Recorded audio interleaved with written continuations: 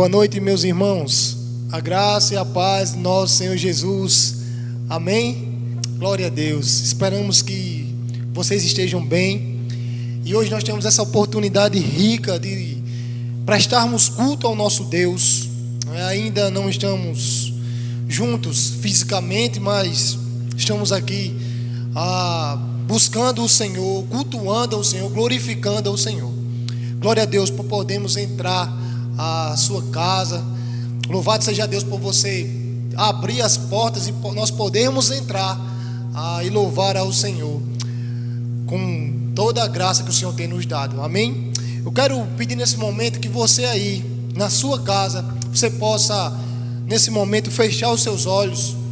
Vamos orar para iniciar o nosso culto ao Senhor, engrandecendo o seu nome, exaltando ao Senhor, porque Ele é bom e a sua misericórdia dura para sempre. Mesmo nos momentos de dificuldade, de caos instalado, nós lembramos que Deus é a nossa esperança, o nosso refúgio, a nossa alegria, a nossa motivação de vivermos. Então ore comigo, você possa fechar os seus olhos nesse momento, aí na sua casa, que Deus possa falar ao teu coração e certamente Ele vai falar essa noite. Vamos orar. Pai querido, nós queremos te bendizer, Senhor. Nós queremos te adorar. Muito obrigado, Senhor Deus, porque até aqui a tua boa mão tem nos sustentado, apesar de todas as coisas que temos enfrentado, Senhor Deus. Nós estamos aqui porque o Senhor nos trouxe e nós queremos te engrandecer e nós queremos celebrar o teu nome essa noite, Senhor. Pedimos que o Senhor possa falar aos nossos corações. Nós que estamos aqui, todos os irmãos que nos acompanham, Pai amado, fala os corações, Senhor. Traga alento, consolo, Pai amado, esperança nesses momentos e dias difíceis que enfrentamos. Em nome de Jesus, Senhor Deus, nós queremos pedir que o Senhor adentre cada casa, ó Deus, cada família, cada coração, trazendo cativo suas mentes e seus corações, Senhor, a tua santa presença. Por isso, Pai amado, nós te louvamos por estar aqui, por poder meditar nas sagradas escrituras, por saber que o Senhor nos ama. Nós te agradecemos em nome de Jesus. Amém. Peço que você possa abrir a sua Bíblia no Salmo 46. Vamos ler todo esse salmo. Salmo 46. Vamos ler todo esse salmo. Acredito que Deus vai falar muito aos nossos corações essa noite, ou essa tarde, ou essa manhã, dependendo da hora que você tem acompanhado esse culto. Diz assim a palavra do nosso Deus, Salmo 46. Deus é o nosso refúgio e fortaleza, socorro bem presente nas tribulações. Portanto, não temeremos, ainda que a terra se transtorne e os montes se abalem no seio dos mares, ainda que as águas tumultuem e espumejem, e na sua fúria os montes se estremeçam. Há um rio, cujas correntes alegram a cidade de Deus, o santuário das moradas do Altíssimo. Deus está no meio dela, jamais será abalada.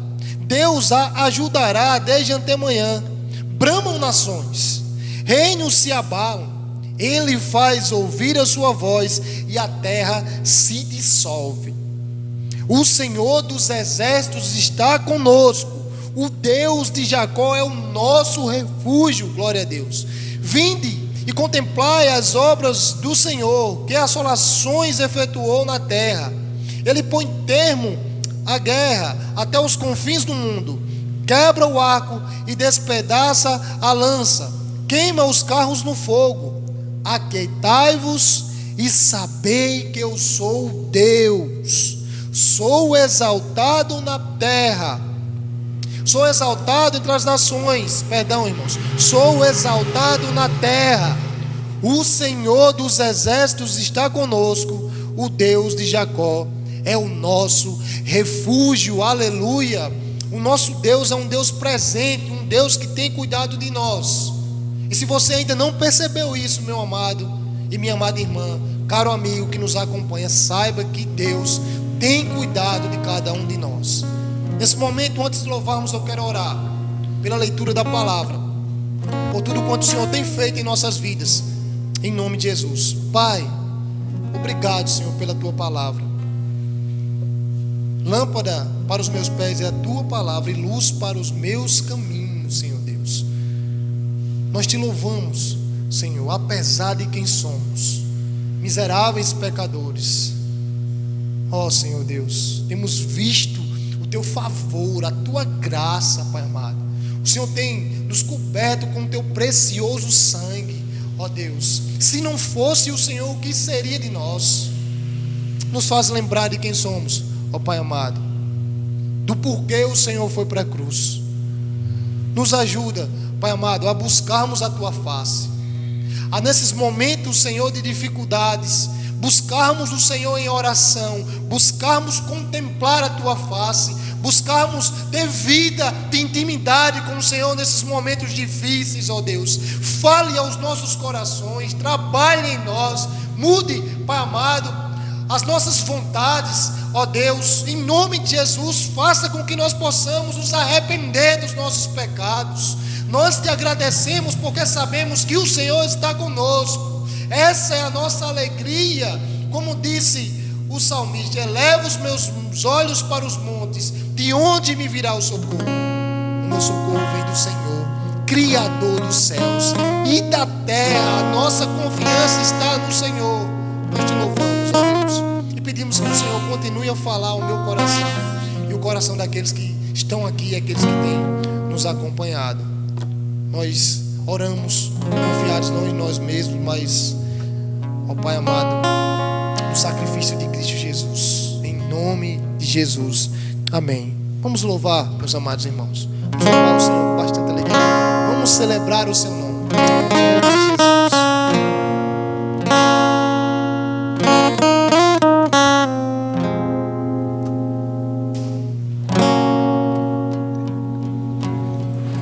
No princípio era aquele que a palavra estava com Deus e era Deus. Por meio dele, Deus fez todas as coisas e nada existiria se não fosse por Ele. Ele é a luz que brilha na escuridão e as trevas não podem o deter. A plenitude de toda a criação, palavra eterna que se encarnou.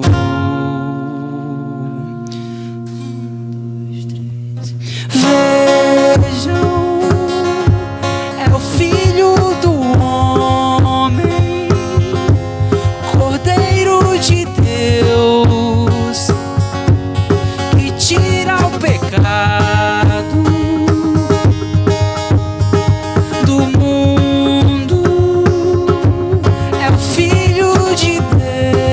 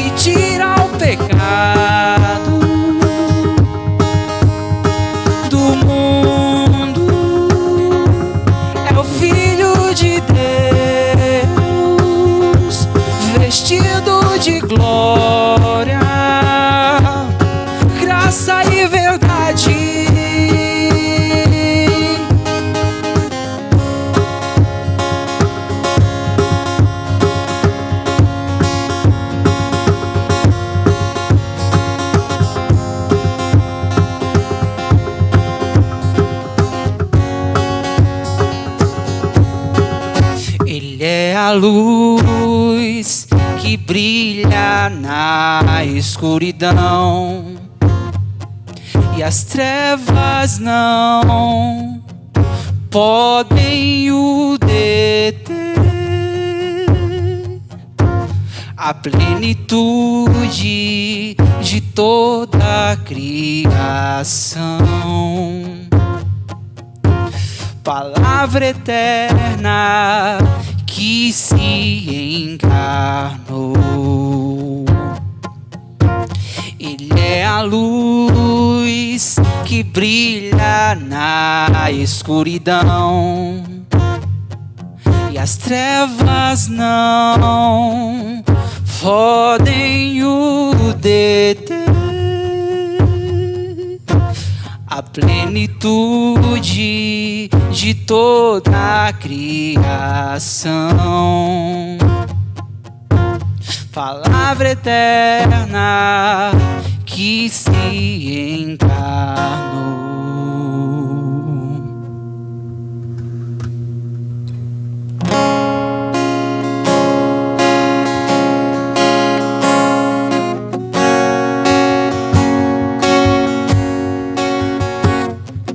Ele é a imagem do Deus invisível.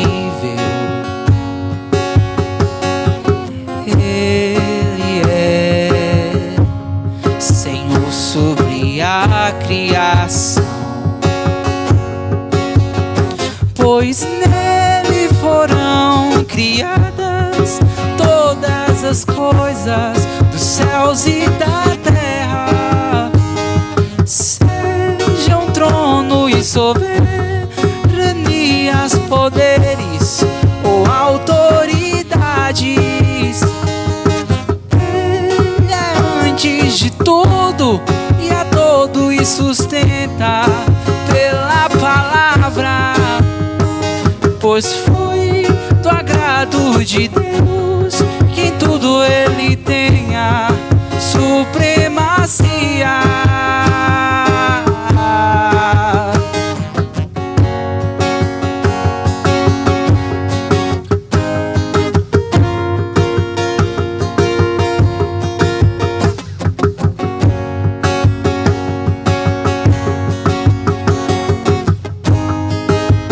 Ele é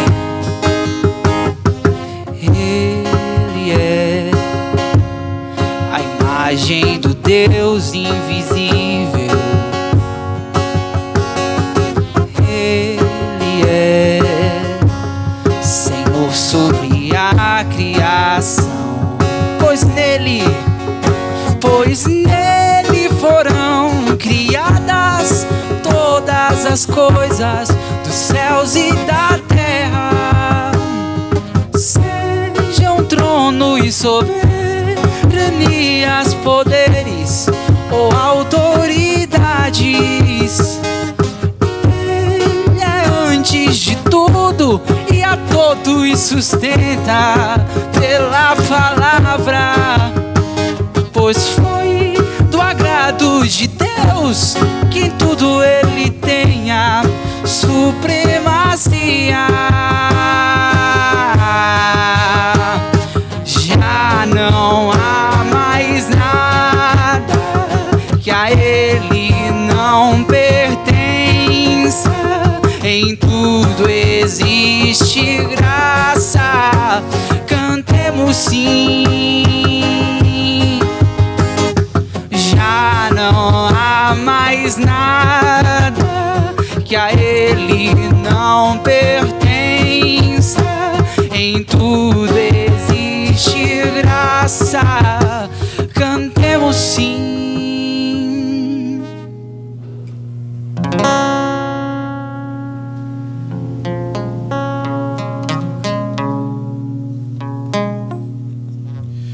Amados irmãos, saudamos a todos com a graça e com a paz do nosso Senhor Jesus Cristo. É motivo de grande alegria estarmos reunidos pelos meios e mídias digitais para prestar um culto ao Senhor. A nossa esperança, irmãos, é que esses momentos edifiquem nossa vida, edifique a igreja de Deus, se sirva para nos confortar, nos segurar, nos motivar e nos encorajar. Essa é a nossa esperança para a minha vida, para a sua vida e para a sua família também, tá bom? Peço que você abra a sua Bíblia no Salmo de número 51. Salmo de Davi, salmo bem conhecido de toda a igreja. Salmo de número 51, nós leremos a partir do verso 1 até o versículo de número 10. Diz assim a palavra de Deus: Compadece-te de mim, ó Deus, segundo a tua benignidade, e segundo a multidão das tuas misericórdias, apaga as minhas transgressões. Lava-me completamente da minha iniquidade e purifica-me do meu pecado, pois eu conheço as minhas transgressões e o meu pecado está sempre diante de mim. Pequei contra ti somente, fiz o que é mal perante os teus olhos, de maneira que serás tido por justo no teu falar e puro no teu julgar. Eu nasci na iniquidade e em pecado me concebeu minha mãe. Eis que te comprases na verdade no íntimo, e no recôndito me fazes reconhecer a sabedoria. Purifica-me com ensopo, e ficarei limpo. Lava-me, e ficarei mais alvo que a neve. Faz-me ouvir júbilo e alegria, para que exultem os ossos que esmagaste. Esconde o rosto dos meus pecados e apaga todas as minhas iniquidades. Cria em mim, ó Deus, um coração puro, e renova dentro de mim um espírito inabalável. Os irmãos conhecem a história. Esse salmo foi composto após Davi ser confrontado pelo profeta Natã em virtude do seu adultério com Batseba, em virtude da sua acusação e sua responsabilidade pela morte de Urias. E Davi compôs isso demonstrando a profundidade do seu pecado, a natureza do arrependimento verdadeiro. O que nos chama a atenção, irmãos, é que Davi é, segundo a Bíblia, considerado um homem segundo o coração de Deus. E o que faria de Davi, então, ser esse homem segundo o coração de Deus? Como pode alguém acusado de adultério, de forma indireta acusado de assassinato, como pode alguém com um histórico desse ser considerado como um homem segundo o coração de Deus? Certamente não é por causa da ausência de pecado, não é o fato de ser perfeito pelo que Davi foi considerado o homem segundo o coração de Deus, mas talvez seja pelo fato de ele voltar ao Senhor em arrependimento e quebrantamento, mesmo diante do seu pecado. Ele reconhece ao longo do salmo: eu pequei contra ti, Senhor. O meu pecado, a culpa maior não é por Batseba nem por Urias, mas a culpa maior é porque eu pequei contra o Senhor, contra ti somente. Mas ainda assim, ainda reconhecendo que pecou contra o próprio Deus, Davi não vê outra saída senão se voltar para o próprio Deus, em arrependimento e com o coração quebrantado. A sua oração é dirigida a Deus: compadece de mim segundo as tuas misericórdias, lava-me da minha iniquidade, purifica-me do meu pecado. Irmãos, talvez seja isso o que confere Davi um coração segundo Deus. É a disposição para nos quebrantarmos em sua presença, para o arrependimento verdadeiro e genuíno, para nos voltarmos a Deus. Vamos orar, irmãos, confessando ao Senhor os nossos pecados, reconhecendo as nossas falhas e pedindo misericórdia. Peço que você tenha esse momento de oração. Senhor, nós somos tão pequenos, ó Deus, e falhos, e por vezes tendenciosos a perder o alvo, a nos rebelarmos contra a tua vontade e por nossos próprios meios andar distantes do Senhor. Nós queremos nos colocar diante de ti, ó Deus, reconhecendo as nossas falhas, reconhecendo que temos andado mal, Senhor, e reconhecemos que não temos outra saída senão nos voltarmos ao Senhor. Confessamos diante de Ti as nossas transgressões, reconhecendo que pecamos contra o Senhor, mas não queremos andar mais assim, Deus. Pedimos que o Senhor nos limpe, nos purifique do nosso pecado, nos lave, e então seremos mais alvos que a neve. Nos limpe da imundícia que habita o nosso coração, da inclinação para a cobiça, da inclinação para a imoralidade, da inclinação para a mentira, Deus. Nos ajuda a vencer aqueles pecados que por tanto tempo têm nos assediado. Nos ajuda a abrir mão, ó Pai, dos nossos desejos carnais. Nos dá a graça de renunciar dia após dia a nossa carne, a fim de viver para o Senhor, para o Teu inteiro agrado, Senhor. Sonda o nosso coração, revira-nos pelo avesso, vê em nós aquilo que há de mal, e em nome de Jesus lança a luz sobre as trevas do nosso coração, nos ajudando a andar em novidade de vida, nos ajudando a andar em santidade, ó Deus, em viver diante da Tua presença, de modo digno do Teu Evangelho. Ajuda a minha vida, Senhor, ajuda a vida dos meus irmãos, e nos trata, compadece de nós, segundo as Tuas misericórdias. Mas ainda no Salmo 51, o salmista traz uma verdade que encoraja o nosso coração, irmãos. Ele diz no verso 17, no verso 16, no versículo 17: pois não te comprases em sacrifícios, do contrário eu os daria, e não te agradas de holocaustos. Sacrifícios agradáveis a Deus são o espírito quebrantado, coração compungido e contrito, não o desprezarás, ó Deus. É verdade que o Senhor não despreza, irmãos, um coração quebrantado e arrependido e compungido e ciente de suas falhas. O Senhor não despreza aquele que se achega a Ele com um coração quebrantado, desejando nada mais do que o seu perdão. Isso alegra o nosso coração, irmãos, sabendo que por causa de Cristo e de sua obra, o Senhor nos aceita novamente e não despreza o nosso coração quebrantado. Isso é motivo de alegria, de júbilo, de esperança, de renovo, de encorajamento para as nossas vidas. Podemos continuar e seguir louvando o Seu nome. Vamos fazer isso, irmãos, com muita alegria, em nome e para a glória de Jesus.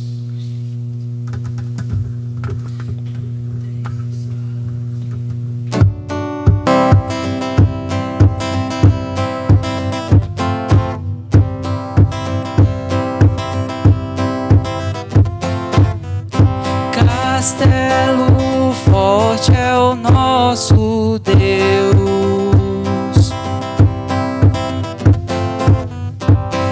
escudo e voa a espada,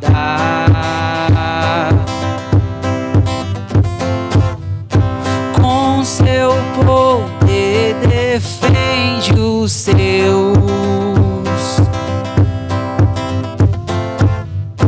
A sua igreja amada, com força e com furor, nos prova o tentador, com artimanhas tais e astúcias infernais. Iguais não há na terra,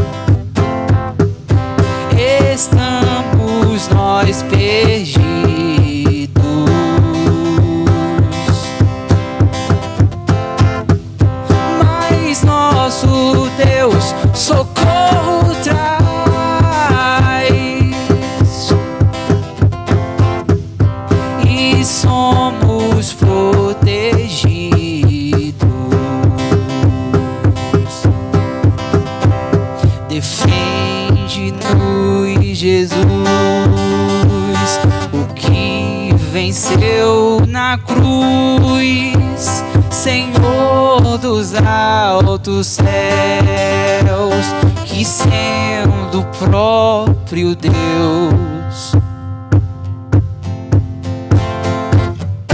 triunfa na batalha.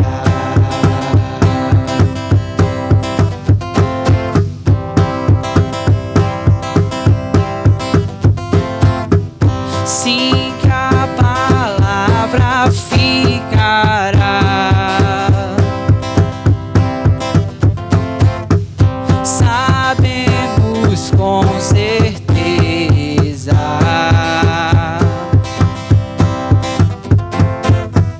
pois ela nos ajudará.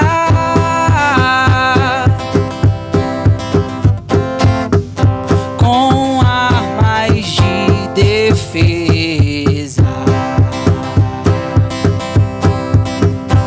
sim, temos que perder famílias, bens, poder, embora a vida vá, por nós Jesus está. E nos dará seu reino.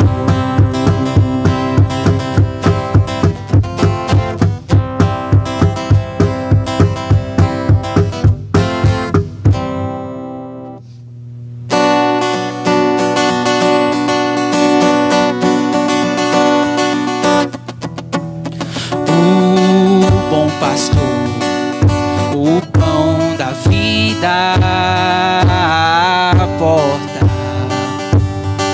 pra entrar,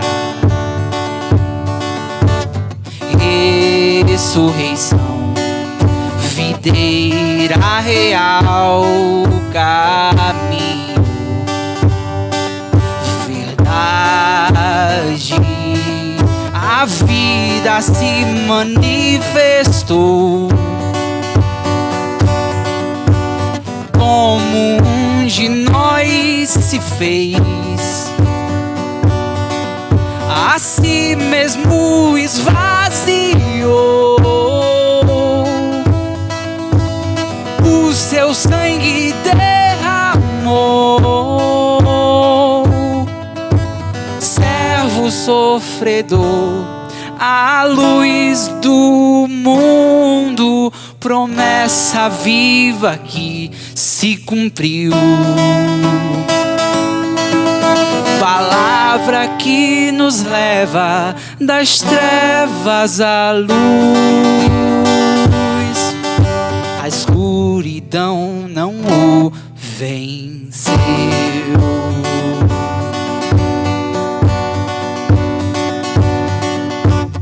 O Deus aqui, o verbo que se encarnou, a glória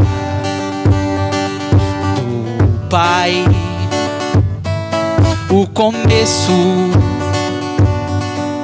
primeiro da criação e o sustento até o fim. A vida se manifestou como um de nós se fez, a si mesmo esvaziou, o seu sangue derramou,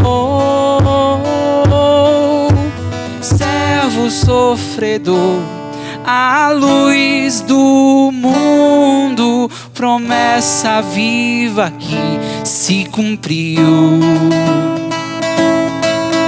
palavra que nos leva das trevas à luz, a escuridão não o venceu.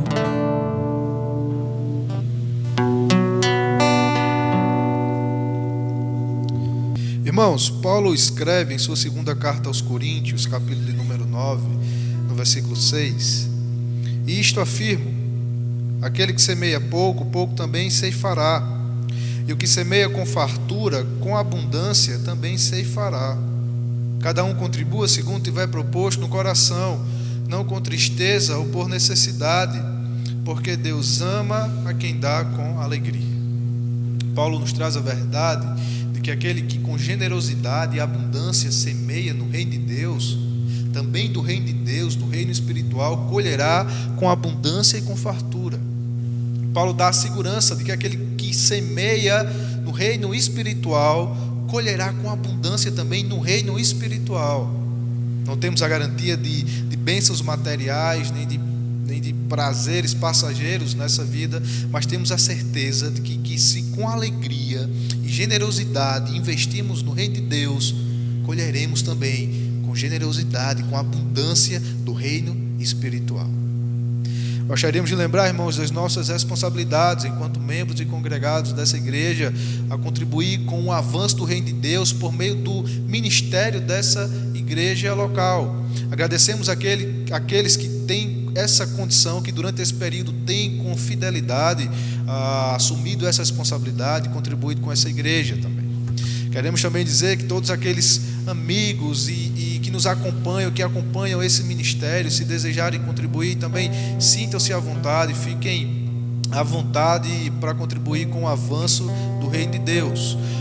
Durante esse período de pandemia não estamos nos reunindo fisicamente, então nós temos principalmente 2 meios pelos quais os irmãos podem contribuir.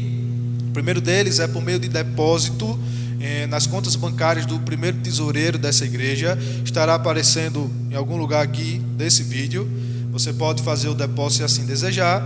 E o segundo meio, a junta diaconal dessa igreja, os diáconos dessa igreja também estão à disposição para ir na casa dos irmãos que assim solicitarem e efetuar o recolhimento das ofertas. Amém?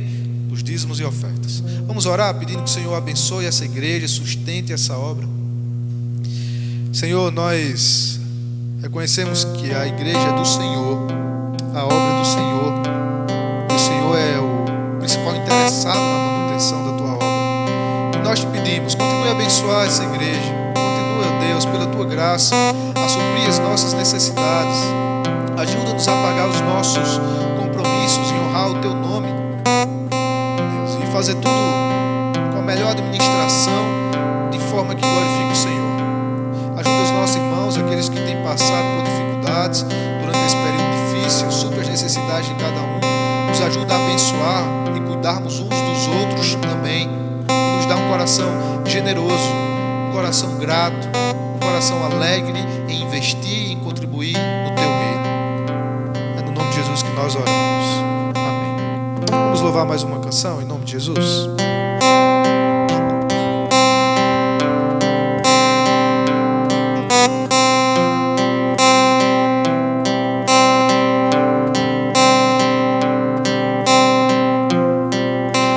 Nova vida para sempre, uma família, alegria.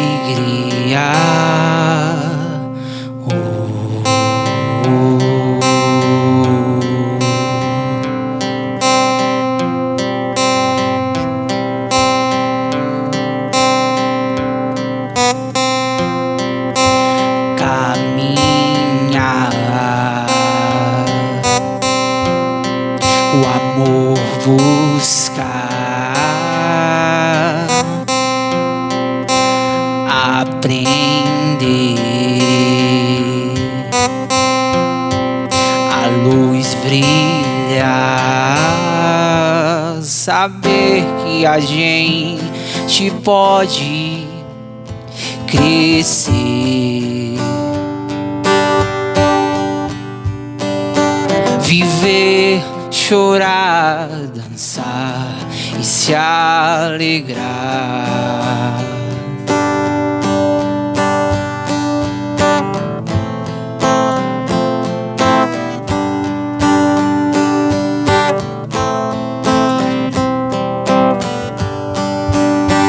Para nós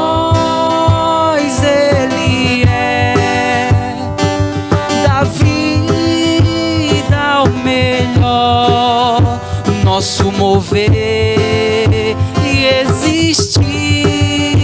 Paraíso aqui, só a Ele entregar o princípio, o fim do universo, Rei do mundo, a luz, vida, verdade, caminho e paz, luz sobre as trevas, Redentor, vida, verdade, caminho e paz, luz sobre as trevas, Redentor,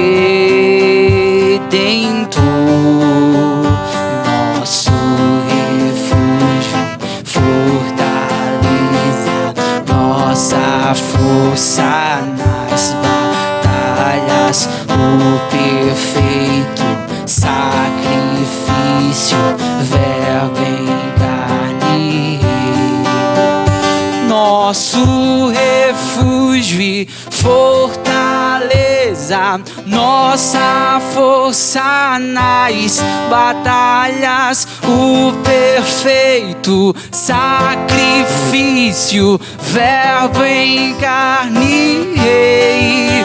Para nós Ele é da vida o melhor, nosso mover e existir. Paraíso aqui, só a Ele entregar o princípio, o fim do universo, Rei do mundo, a luz.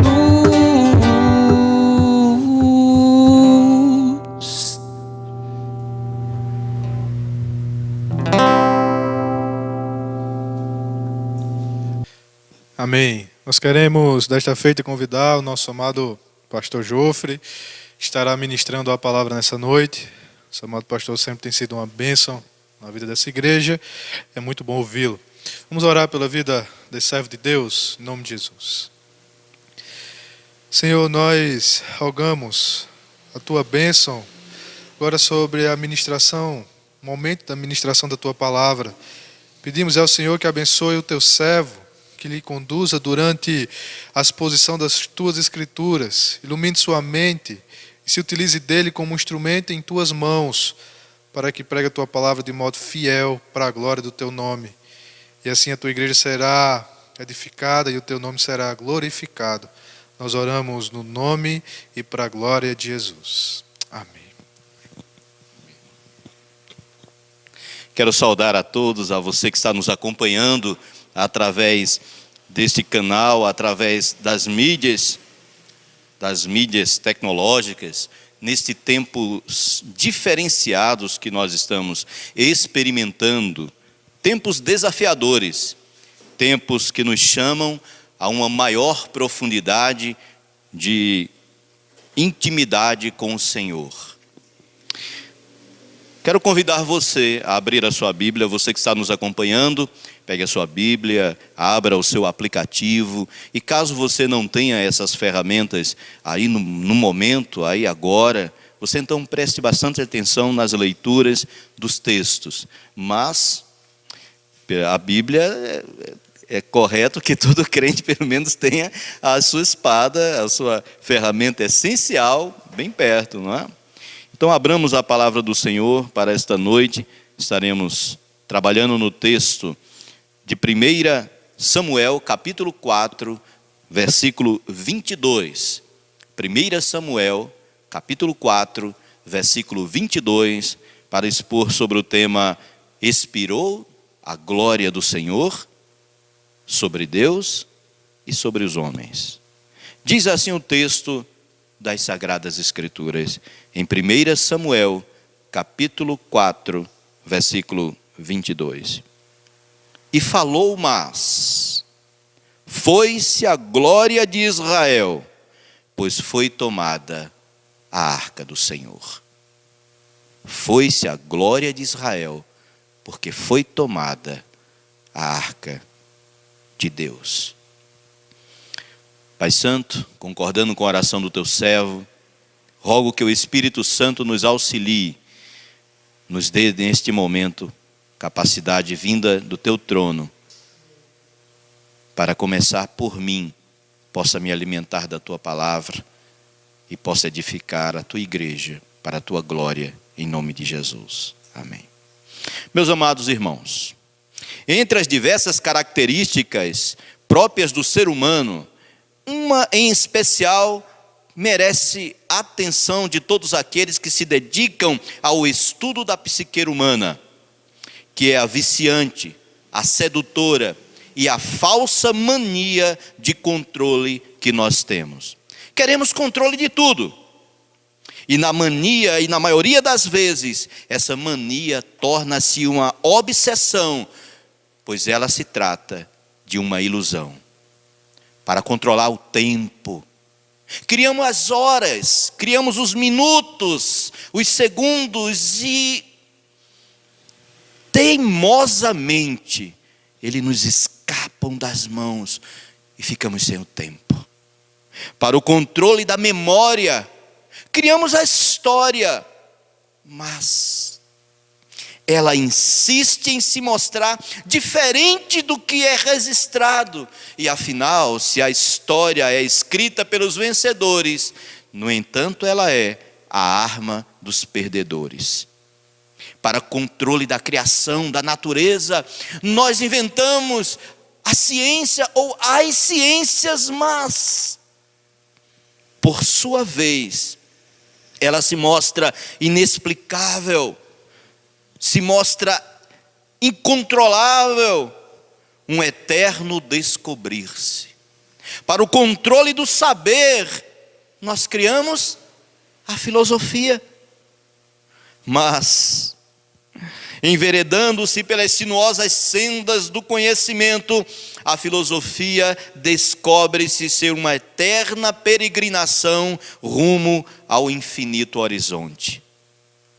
E para o controle divino, sim, para o controle divino, para controlar Deus, nós criamos religiões, sim, porém, munida do seu aparato teológico, doutrinário e na maioria das vezes supersticioso, produzem apenas a perigosa ilusão de que Deus está sob controle, de que Deus está domesticado dentro da nossa fé. E é essa a maior de todas as idolatrias, pensar que por meio dos nossos ritos, dos nossos rituais, de nossa prática religiosa, somos capazes de colocar uma coleira em Deus e trazê-lo docilmente domesticado às nossas vontades. Meus irmãos, um pequeno fragmento do livro As Crônicas de Nárnia, mas precisamente o livro de número 2, que tem por título O Leão, a Feiticeira e o Guarda-Roupa, do genial C.S. Lewis. No finalzinho deste livro, na página final, quando todos estão comemorando em cair para véu o brilhante castelo dos reis e rainhas de Nárnia, dos filhos de Adão e das filhas de Eva, no auge da festa, eles percebem que Aslan, o formidável e formoso leão da vitória, havia se retirado, havia ido embora. Os reis entristecidos, no entanto, são consolados pelo Senhor pastor, Senhor Castor, que chega para eles e lhes explica ele há de vir. Ele há de ir e há de vir. Num dia poderão vê-lo, no outro não. Não gosta que o prendam. E naturalmente há outros países que o preocupam. Mas não faz mal. Ele virá muitas vezes. O importante é não pressioná-lo, porque, como sabem, é selvagem. Ele é selvagem, não é um leão domesticado. Sabemos que C.S. Lewis não falava de um leão, ele falava de Jesus, de Deus, como um leão que não é domesticado. Deus, o nosso Deus, ele não pode ser departamentalizado, como o povo de Israel achou que poderia transformar Deus em um departamento do Estado. Deus, o nosso Deus, não pode ser empacotado das nossas compreensões racionais. Deus, o nosso Deus, não pode ser encaixado, embrulhado, encoleirado, engaiolado, enjaulado nas nossas superstições e na nossa limitada capacidade de pensar e de compreender o mundo à nossa volta. O Senhor, o nosso Deus, não é um Deus doméstico. Israel, o povo de Deus, precisava saber disso. Não deveria esquecer disso. Eles tinham que saber disso. O livro de 1 Samuel, o primeiro livro de Samuel, nos conta uma história interessante, porém trágica. Uma trágica história. Era no tempo dos juízes. E sobre os israelitas julgava o velho sacerdote Eli, que além de sacerdote, além de juiz, coube a ele a responsabilidade de cuidar da arca da aliança, às vezes também chamada a arca do testemunho, e também chamada a arca de Deus, a arca do Senhor. Eli tinha então essa tripla função: ser juiz, sacerdote e sacerdote especial para cuidar da arca do Senhor que estava em Siló. Porém, o comportamento de Eli, de sua família, não era dos mais favoráveis. Eli tinha 2 filhos, Hófni e Finéias, e eles eram o exemplo clássico da podridão da religião. Quando a religião tenta domesticar a Deus. Hófnis e Finéias são um exemplo da podridão do sistema, que esquece qual é a sua verdadeira função. O comportamento dos filhos de Eli, que o texto da Bíblia vai chamar de o comportamento de filhos de Belial, filhos do diabo, filhos dos deuses pagãos, e a complacência do pai já havia sido alertada severamente por Deus. Esse comportamento obstaculava a fé dos humildes incautos, o seu mau testemunho, e você tem que prestar atenção nessa palavra, testemunho. O seu mau testemunho alarmava o povo, precipitando a fé no abismo sem fim da falsa religiosidade.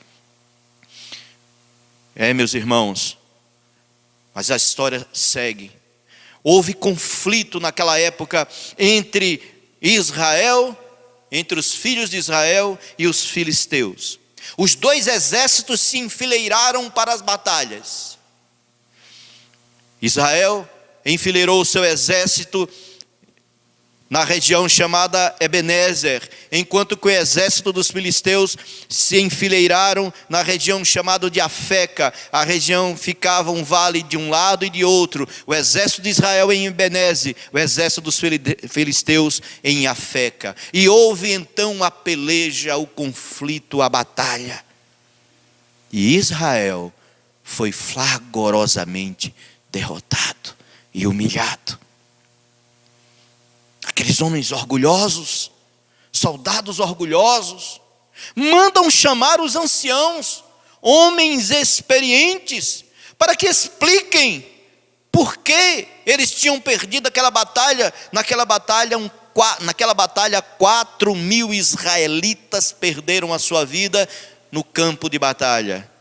Chamaram os anciãos e eles começaram a clamar e a questionar a Deus. No capítulo 4, versículo 3, eles clamavam a Deus na seguinte pergunta tão atual: por que, Senhor?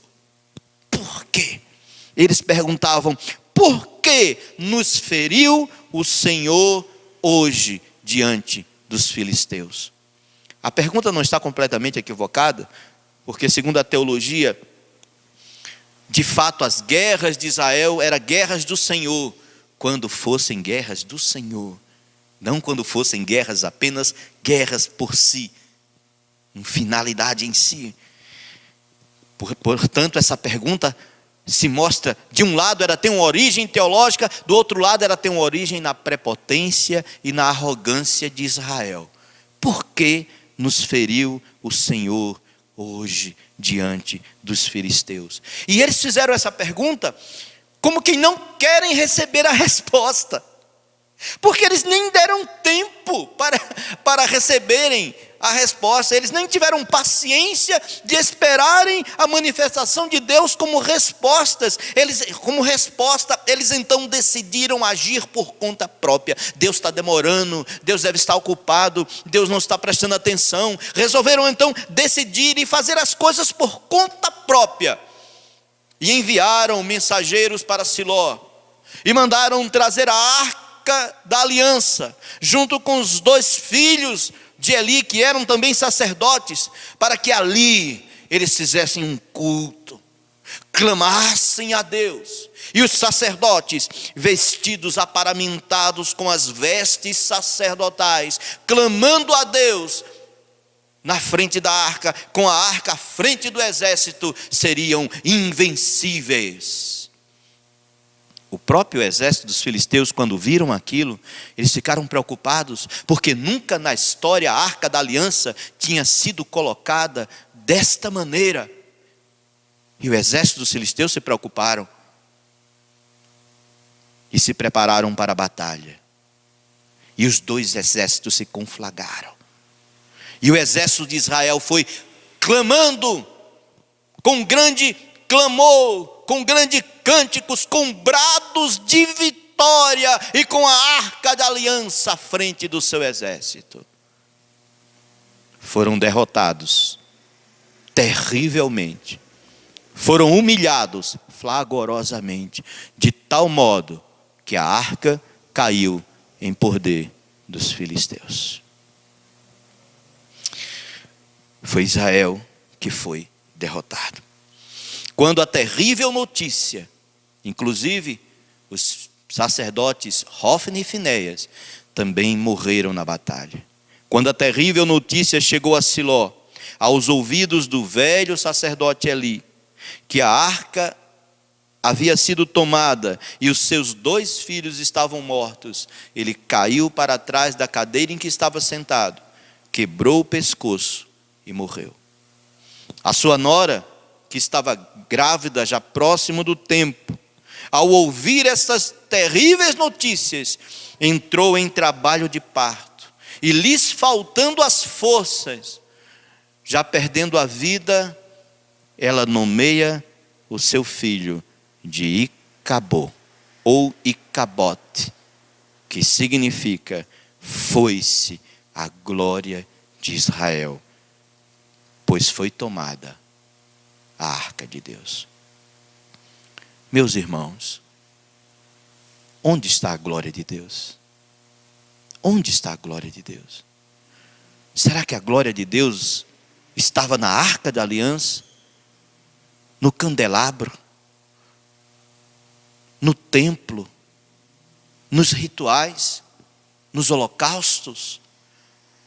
Onde está a glória de Deus? Talvez você esteja se perguntando agora, em que vivemos um momento tão difícil. Talvez você também esteja fazendo essa pergunta: por que nos fere o Senhor hoje? igrejas fechadas, cultos online, saudade apertando o coração, tristeza escorrendo dos nossos olhos. Talvez você também esteja se perguntando: onde está a glória do Senhor? A glória do Senhor, a glória de Deus está no próprio Deus. A glória de Deus está no próprio Deus. Parece que Israel não aprendeu a lição.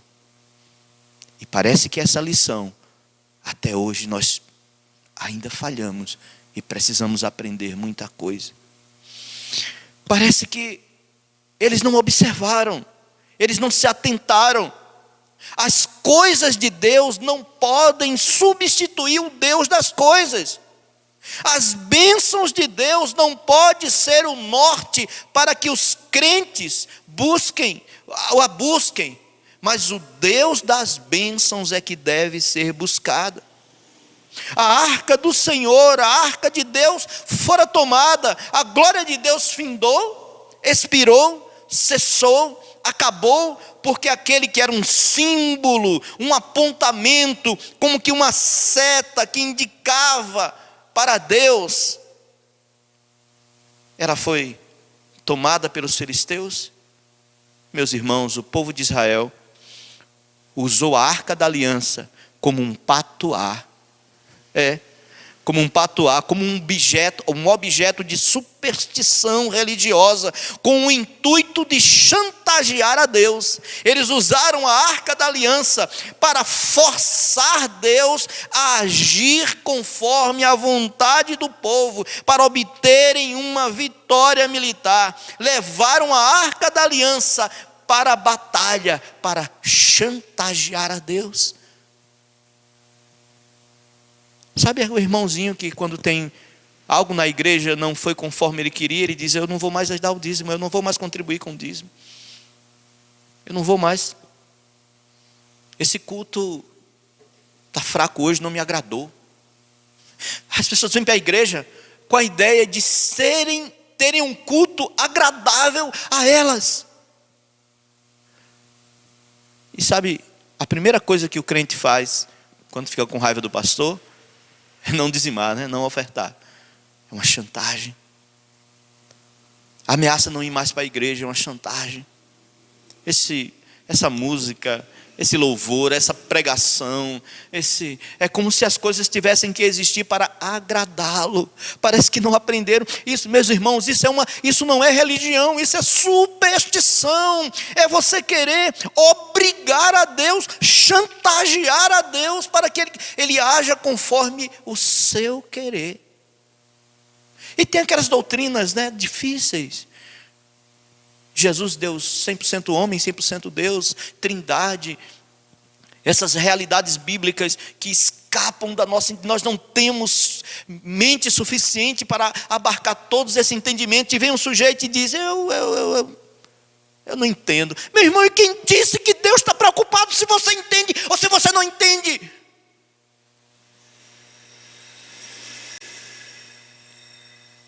Quem disse que Deus está preocupado se você não consegue entender as profundas doutrinas? É você que deve estar preocupado. Somos nós que devemos estar preocupados. Usaram a arca da aliança como um patuá, um trevo de 3 folhas, um pé de coelho, uma ferradura, fazer figa, para ninguém botar olhado. Usaram a arca da aliança como superstição. Como o romanismo que pega o santo e coloca de cabeça para baixo, se não receber a bênção. É como aquele que faz uma promessa a Deus e se não receber a bênção não cumpre, não vai cumprir a promessa. Chantagem, barganha com Deus. Meus irmãos, eles chegaram ao ridículo de acreditarem que a glória de Deus estava nas coisas que ele estabeleceu como um meio para que o povo se voltasse para ele. Mas a glória de Deus não está nas coisas finitas e limitadas pelo espaço e tempo. Vocês querem saber onde está a glória de Deus? Vocês querem saber por que a glória de Deus não cessa? Por que a glória de Deus não expira? Por que a glória de Deus jamais se acaba? Porque a sua glória reside em Ele ser quem Ele é. A glória de Deus reside em Ele ser quem Ele é. Diante do Senhor, ali no fenômeno da sarça que queimava e não se consumia, diante do Senhor, o trêmulo e balbuciante Moisés, Êxodo capítulo 3, versículo 13, pergunta num misto de pavor e êxtase: quando os filhos de Israel, quando me vierem os filhos de Israel, e lhes disser, eu lhes disser, o Deus dos vossos pais me enviou a vós outros, e eles me perguntarem, qual é o seu nome?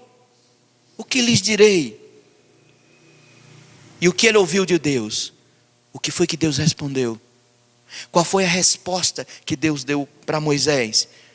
Deus disse no versículo 14 do capítulo 3 de Êxodo: eu sou o que sou. Eu sou o que sou. O que foi que Deus disse a Moisés? O que significa essa frase tão pequena e tão profunda? O que significa essa frase tão diminuta, mas tão imensa, tão transcendente? Esta frase significa que Ele é o único ser independente, autossuficiente, ingovernável, eterno, que não precisa de nada nem de ninguém, muito pelo contrário. Toda a criação se sustenta em Deus, Ele é o ser necessário e todos nós dependemos dEle. Necessitamos de sua graça e misericórdia.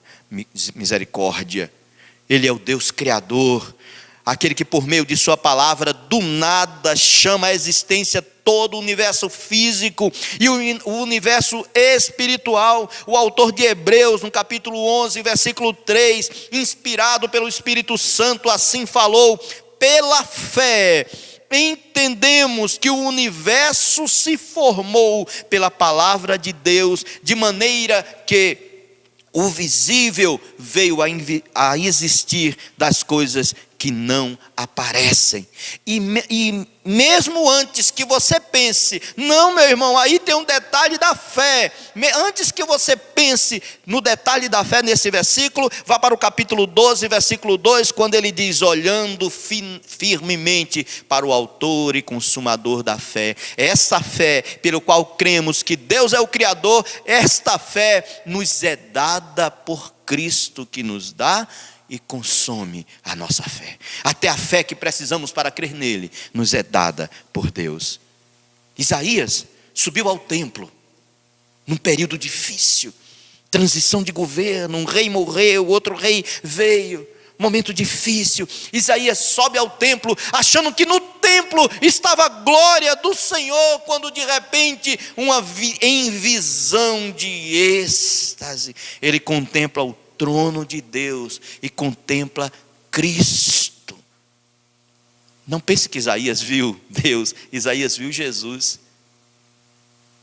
Isaías viu Cristo no trono. E ele viu os seres de fogo, que se chamam serafins. São seres de fogo que adoravam o Senhor num cântico puramente teológico. Diziam: santo, santo, santo é o Senhor dos exércitos, Yahvé Shabaó. Santo é o Senhor dos exércitos, toda a terra está cheia de sua glória. A glória não estava no templo, nem no mundo cabe a glória de Deus. Isaías viu, toda a terra estava cheia da sua glória. A glória do Senhor está na realidade observada por Salomão. Lá em 2 Crônicas, capítulo 6, versículo 18, quando Salomão termina de construir o templo, que ele olha, ele imaginava que o templo conteria a glória do Senhor, mas ao terminar a construção do templo, ele afirma: eis que os céus dos céus não te podem conter, nem mesmo o céu dos céus te podem conter. João, o evangelista, o discípulo mais amado, na sua visão arrebatadora nos céus, quando contempla a glória de Deus em Cristo, ele cai por terra como morto.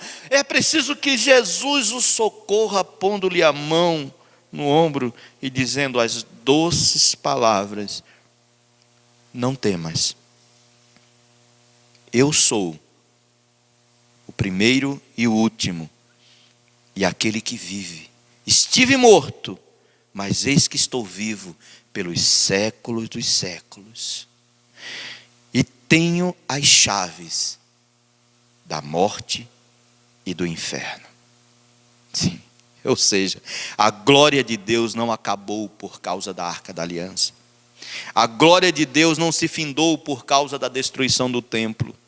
A glória de Deus não expirou por causa dos problemas da pandemia ou do pandemônio. Por que não?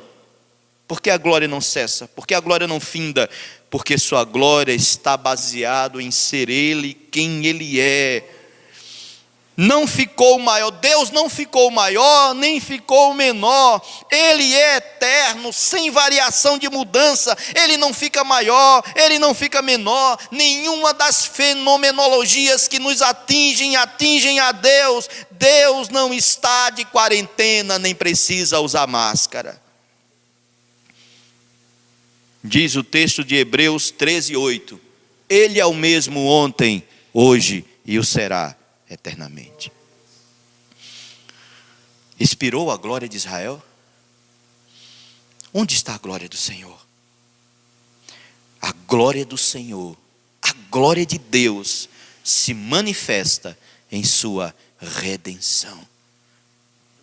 A Arca da Aliança, ou a Arca do Testemunho, ou ainda a Arca de Deus, era um símbolo. Era apenas um símbolo da presença de Deus no meio do povo. Ela não era um fim em si mesmo, como eles pensaram, mas era um elemento cujo significado era tipificar a obra da redenção, providenciada por Deus e jamais conquistada pelo homem, e sim providenciada por Deus. A arca, vamos dar uma olhada. A arca era como um caixote.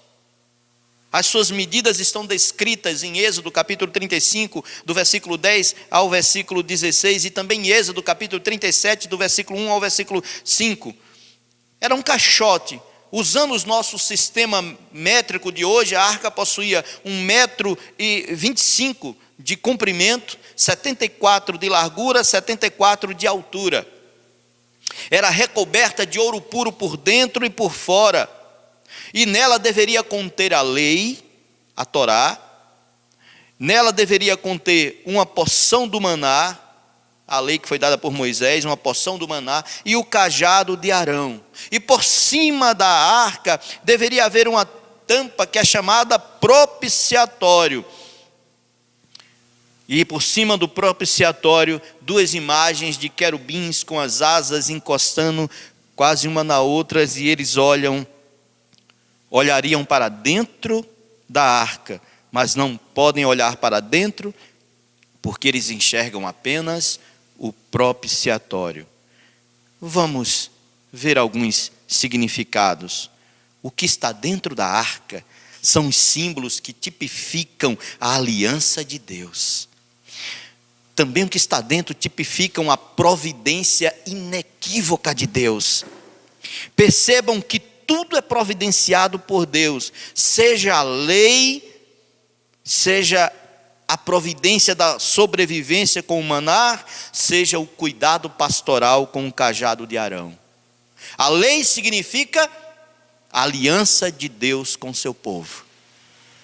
O maná significa a providência de Deus que não deixou faltar. O cajado, o cuidado pastoral de Deus. Os querubins que estão na porção não estão sendo colocados ali como seres superiores, merecedores de alguma deferência litúrgica ou de alguma adoração, como os romanistas insistem em justificar a sua idolatria usando esses textos.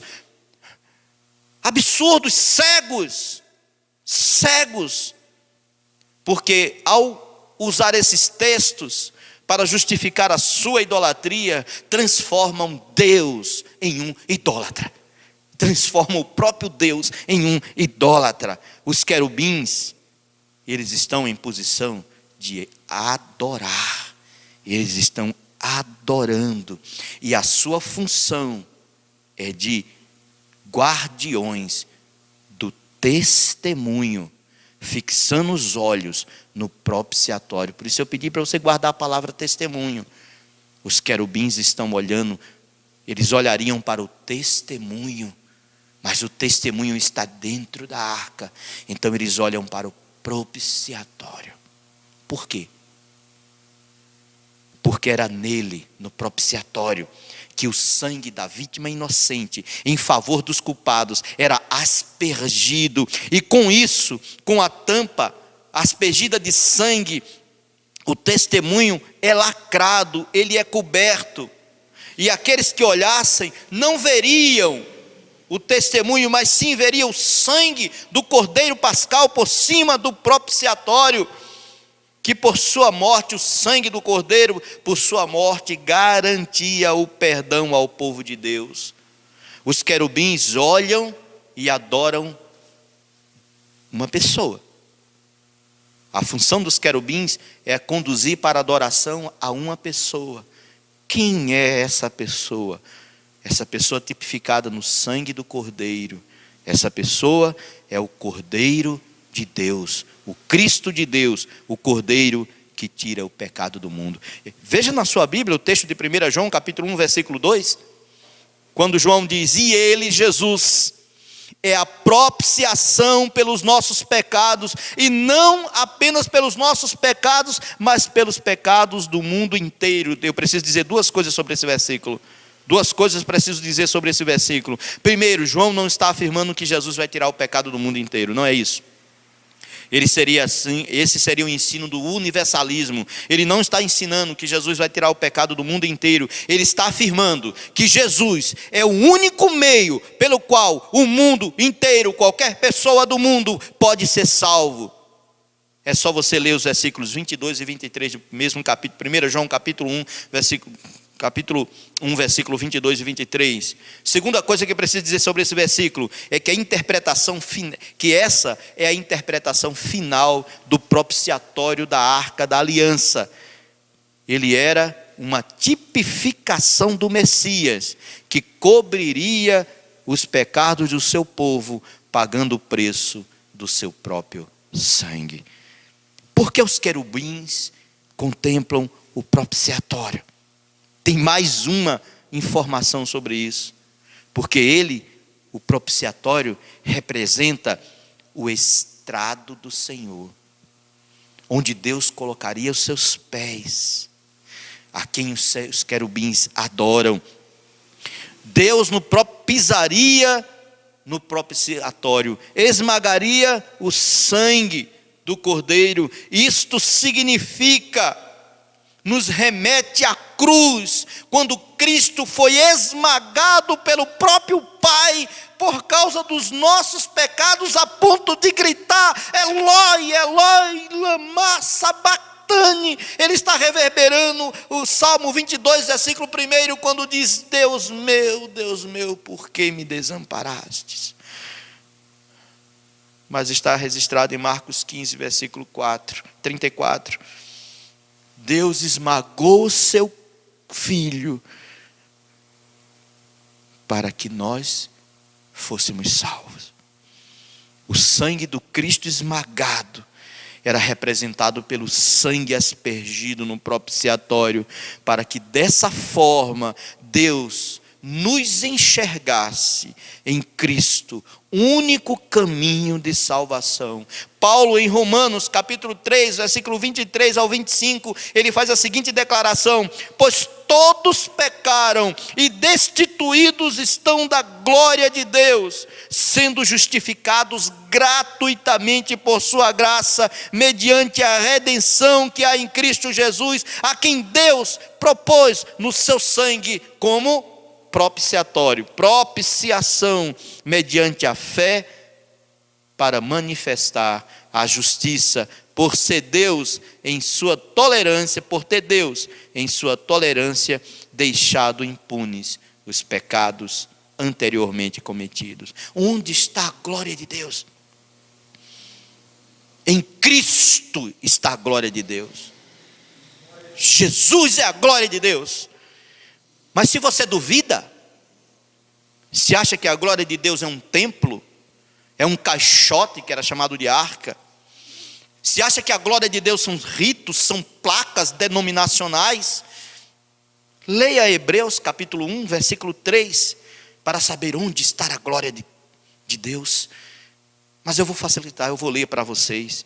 Diz assim, Hebreus capítulo 1, versículo 3, Ele, Jesus, é o resplendor da glória e a expressão exata do seu ser, sustentando todas as coisas pela palavra do seu poder. Depois de ter feito a purificação dos pecados, assentou-se à direita da majestade nas alturas. Expirou a glória de Deus? Expirou a glória de Israel? Onde está a glória de Deus? A glória de Deus se evidencia num duplo testemunho. Voltemos a nossa atenção para o interior da arca. E quando fazemos isso, nós precisamos considerar o seu conteúdo. Devemos atentar para um significado extremo, uma tipologia que denota o testemunho. E por essa razão, ela será chamada a arca do testemunho. Por que testemunho duplo? Vejamos.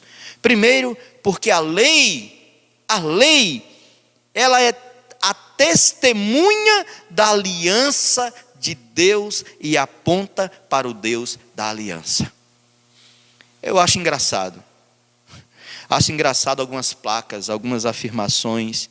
Às vezes eu vejo placa em carros, em alguns lugares, com os dizeres: Deus é fiel. Sim, de fato, é verdade. Deus é fiel. A questão é, Deus é fiel ao quê? Na maioria das vezes, quando pergunto àquela pessoa o significado, Deus é fiel ao quê? Geralmente ela fica meio boba. Pergunto, sim, Deus é fiel ao quê? A pessoa fica meio bobo e alguns tentam encontrar uma resposta e dizem, é fiel a mim. Meu irmão, minha irmã, tenha dó. Eu acho impressionante que às vezes termos coragem de falar coisas que a palavra de Deus não versa. Às vezes temos coragem de falar coisa que a palavra de Deus não instrui, não normatiza. Eu vou falar sobre a fidelidade de Deus, para que nós possamos ver a sua fidelidade.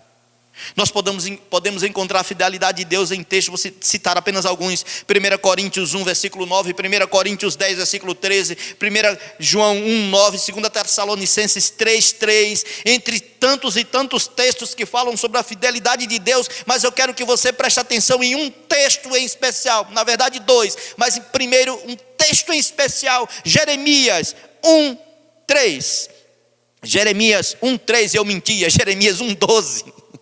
Jeremias 1,12, quando diz, quando Jeremias registra o seguinte: disse-me o Senhor, porque eu velo em cumprir a minha palavra. Deus vela por sua palavra. Ele se revela em sua palavra, Ele nos ensina em sua palavra, Ele se compromete com a sua palavra. Agora também examinemos outro texto, Deuteronômio capítulo 7, versículo 9, que diz assim: saberão, pois, que o Senhor teu Deus é Deus, e Deus o Deus fiel. Preste bem atenção que Moisés está usando aqui de uma redundância sem tamanho, poderíamos dizer uma redundância hiperbólica. Ele diz: olhe, saberás que o Senhor, ou seja, já é aqui Yahvé, saberás que o Senhor, teu Deus, é Deus. Deus é Deus. E ainda aumenta, ele diz: o Deus fiel, que guarda a sua aliança e a misericórdia até 1000 gerações aos que amam e cumprem os seus mandamentos. Sim, dentro da arca havia o testemunho. O testemunho era a aliança de Deus, cujo mandamento primaz diz assim: não terás outros deuses diante de mim, não farás imagem de escultura, não as adorarás, não tomarás o nome do Senhor teu Deus em vão. Êxodo, capítulo 20, versículo de 1 a 7, condensei os versículos. Sobre a segunda parte desse testemunho, diz respeito à prática da primeira parte. Deus é fiel e nos cobra fidelidade. Às vezes eu escuto algumas pessoas dizendo assim: ó Senhor, tu és fiel, apesar de sermos infiéis. Isso parece bonito, né?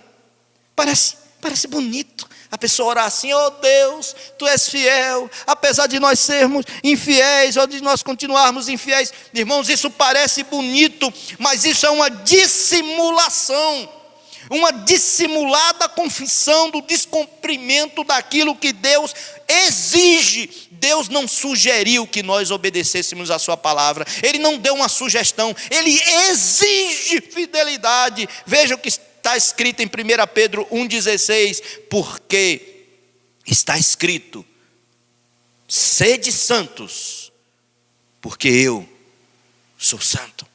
Sede santos, porque eu sou santo. A arca tinha que ser transportada de forma que ficasse sempre no meio das tribos, no meio do povo, porque apontava para a presença de Deus e lembrava aquele povo que aquele povo era um povo diferente, adquirido pelo Senhor para servi-lo e glorificá-lo por sua vida, por suas palavras e obra. A arca tinha que estar no meio do povo para lembrar que aquele povo pertencia a um Deus santo e deveria ser um povo santo.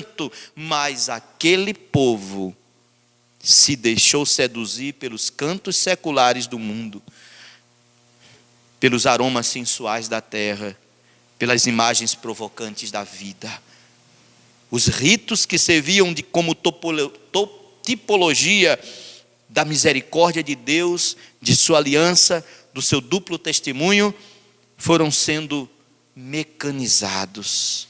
E os instrumentos que Deus permitiu para o exercício devocional foram sendo transformados em peças de superstição e morte. Sabe o irmãozinho que bota a Bíblia no canto, aberta no Salmo 91, lá na casa, e às vezes a página já está ficando amarela de tanto tempo aberta, como se fosse um patuá, como se fosse superstição e morte. Os israelitas quiseram imitar as nações pagãs, que possuíam deuses domesticados, com sacrifícios humanos e orgias sacerdotais. Quiseram domesticar Deus, com rituais mecânicos e holocaustos vazios. Eles achavam que Deus estava dentro da arca, que Deus estava preso naquela caixa. Eles achavam que Deus estava empacotado, achavam que Deus era domesticado. Assim, pensaram em usar a arca como um pé de coelho, uma ferradura. Era mais terrível, eis a mais terrível de todas as idolatrias, quando idolatrizamos as coisas de Deus, quando se idolatriza as bênçãos de Deus. Essa é a maior de todas as idolatrias. Deus não estava na arca. Deus não estava na arca. Deus estava nos céus. E o testemunho também não estava na arca.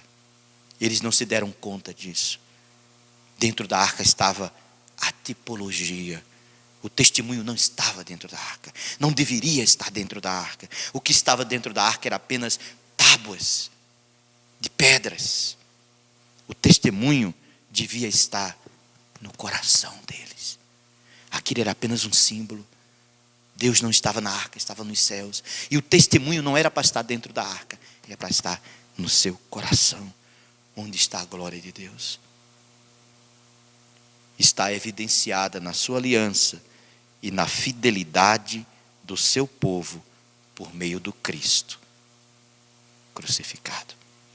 Meus irmãos, meus amados irmãos, identificamos tão facilmente a idolatria alheia, percebemos tão nitidamente as superstições dos outros, atentamos tão rapidamente para os equívocos do próximo e vemos tão claramente o argueiro dos outros que esquecemos as nossas traves, as traves que impedem de considerarmos nossos erros e pecados contumazes. Essa história nos deixa algumas lições. Primeira, Deus não estava no caixote, estava onde sempre esteve. Deus não está de quarentena, Ele está onde sempre esteve. O testemunho não era as pedras da lei, mas era o coração e a vida do povo voltado para Deus. Não use as coisas de Deus como instrumentos para boa ou má sorte. Não use as coisas de Deus como superstição. Deus não está preso. Deus não é domesticável. Deus não está encaixotado em nada. E a glória de Deus? Expirou? Findou? Cessou?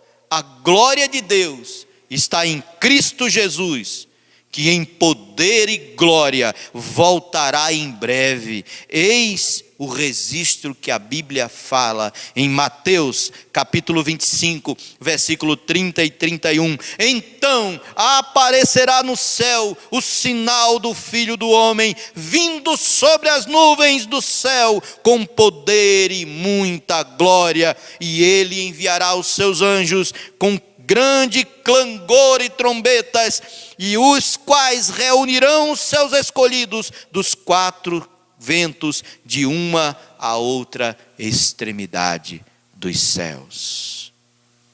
Alegrai-vos, o Senhor está voltando. Que Deus nos abençoe.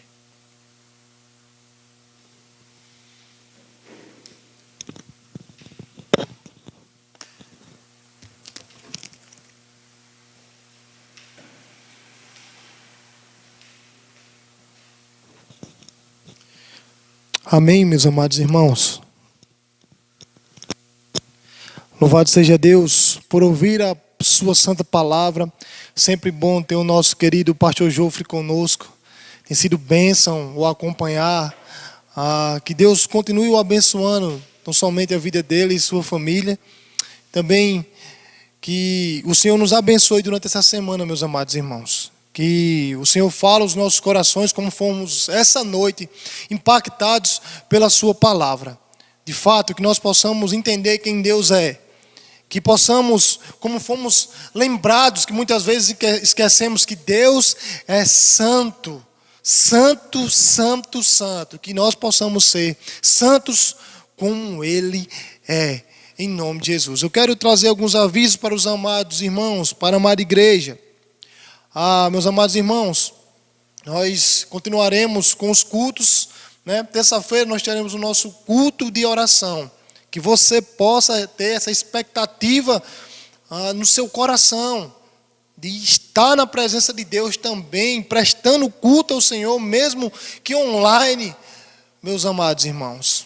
Se você tem sentido, eu acredito que sim, a tristeza de não poder nos reunir fisicamente, mas possamos estar reunidos espiritualmente buscando o Senhor e a sua face. Então deseje, crie expectativa, busque o Senhor, deseje estar na sua presença. Então eu quero falar aos amados irmãos, terça-feira nós teremos o nosso culto de oração, para que nós possamos ainda estar buscando ao Senhor, juntamente com a amada igreja.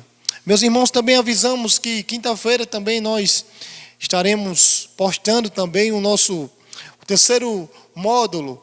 Estaremos, como temos estudado, os 5 pontos do calvinismo, as doutrinas da graça.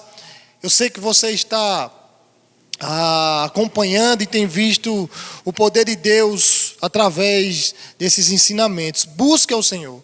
Esteja presente também no estudo bíblico.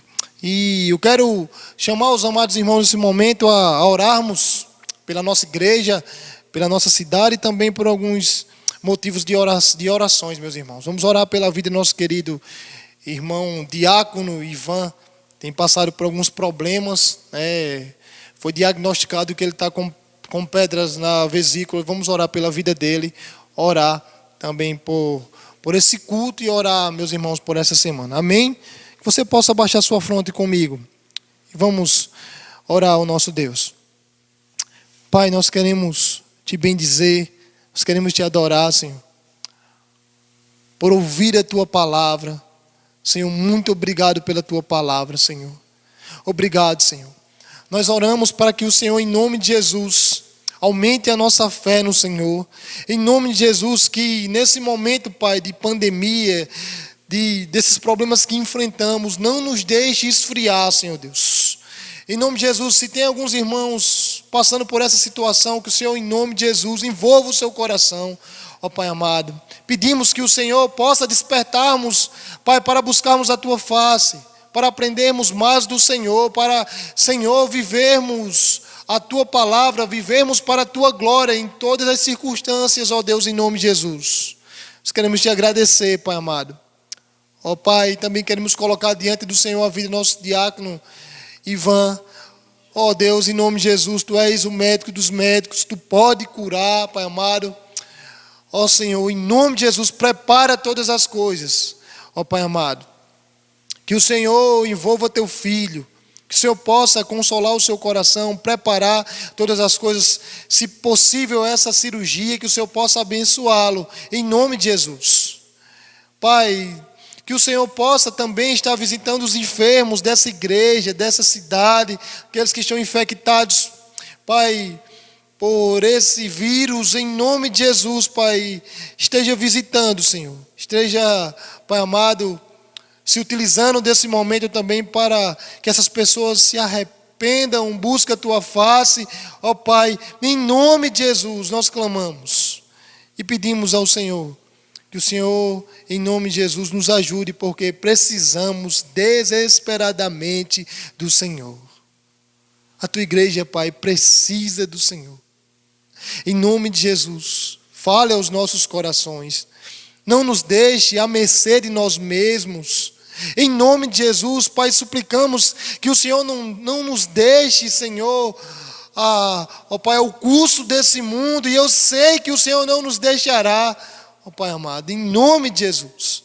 Pedimos que o Senhor nos ajude durante essa semana, ó Pai, que amanhã possamos buscar a tua face, e durante essa semana buscá-lo em oração, buscarmos em meditação, buscarmos, ó Deus, a tua face, em nome de Jesus. Que o Senhor seja exaltado, em nome de Jesus. Amém. Meus amados irmãos, nós louvamos a Deus por esse culto. Nós pedimos que você que tem nos acompanhado, se ainda não se inscreveu, se inscreva em nossos canais, nas plataformas que temos disponibilizado, que você nos acompanhe. Certamente Deus tem falado ao seu coração. Então, se inscreva, nos acompanhe, fique atento em ouvir a palavra do Senhor e em estar nos acompanhando. Amém? Que Deus possa te abençoar, que essa semana o Senhor possa guardar o teu coração, em nome de Jesus. Deus abençoe. Amém.